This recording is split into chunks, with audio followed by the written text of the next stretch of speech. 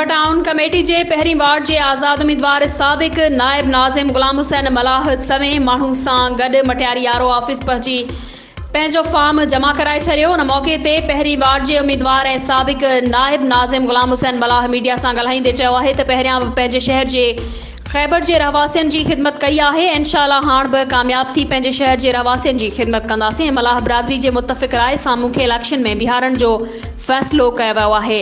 उन मौक़े ते साबिक काउंसिलर गुलाम शबीर मलाह, अब्दुल वाहिद मलाह, अयाज़ लतीफ़ मलाह, मोहम्मद बचल मलाह, आसिफ अली मलाह, मज़हर अब्बास मलाह, विकियो ख़ान मलाह, लौंग मलाह, मोहम्मद जुमन मलाह समेत मलाह बिरादरी जा ॿिया मुअज़्ज़िज़ माण्हू बि साणस गॾु हुआ।